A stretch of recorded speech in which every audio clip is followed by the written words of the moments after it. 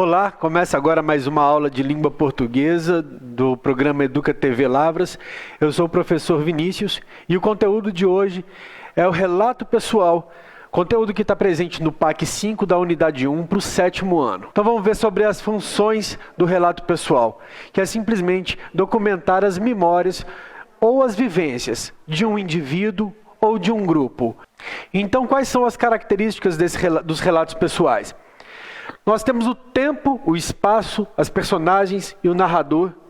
E o detalhe importante dos relatos pessoais é que é uma história não ficcional. Como acontecem essas características? O tempo são fatos passados, fatos que já aconteceram. O espaço são os lugares em que esses fatos ocorrem ou ocorreram. As personagens são as pessoas que participaram daqueles fatos. E o narrador é sempre em primeira pessoa. Pois, como é o relato pessoal, então é a própria pessoa relatando aquilo que aconteceu com ela. Por isso, em primeira pessoa. E a história não ficcional, já que se trata de uma história real. Ficção significa invenção de histórias, invenção de alguma coisa. Vamos então para a estrutura. Todo relato pessoal possui um título, uma introdução, desenvolvimento e uma conclusão. E temos aqui o relato pessoal da Lígia Bojunga Nunes. O título desse relato pessoal é A Troca. Vamos fazer a análise desse texto, procurando entender o que são essas introduções, desenvolvimento e conclusão. Bom, a introdução, então, temos nesse primeiro parágrafo. Para mim, livro é vida. Desde que eu era muito pequena, os livros me deram casa e comida. E parte para o desenvolvimento. Foi assim. Eu brincava de construtora. Livro era tijolo. Em pé, fazia parede. Deitado, fazia degrau de escada. Inclinado, encostava num outro e fazia telhado. E quando a casinha ficava pronta, eu me espremia lá dentro para brincar de morar em livro.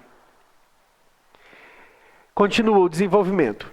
De casa em casa, eu fui descobrindo o mundo. Primeiro, olhando desenhos, depois decifrando palavras. Fui crescendo e fui pegando intimidade com as palavras. O livro agora alimentava a minha imaginação. Todo dia a minha imaginação comia, comia e comia. E de barriga, assim toda cheia, me levava para morar no mundo inteiro. Era só escolher e pronto, o livro me dava. A conclusão do relato da Lígia Bojunga. Foi assim que, devagarinho, me habituei com essa troca tão gostosa, que no meu jeito de ver as coisas, é a troca da própria vida. Quanto mais eu buscava no livro, mais ele me dava. Mas como a gente tem mania de sempre querer mais, eu cismei um dia de alargar a troca. Comecei a fabricar tijolo, para em algum lugar uma criança juntar com outros e levantar a casa onde ela vai morar. Bom, como funcionam essas características, o tempo e o espaço, no relato da Lígia Bojunga?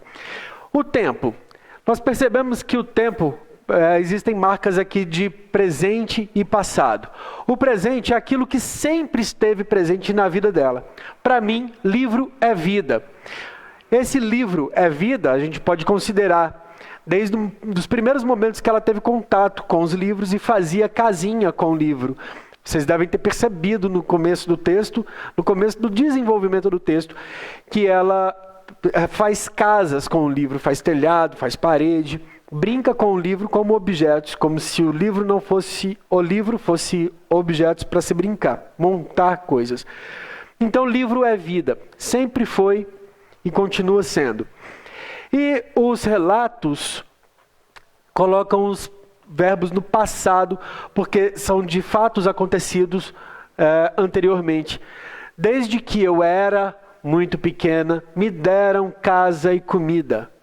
Então, fatos colocados no passado, com verbos no passado.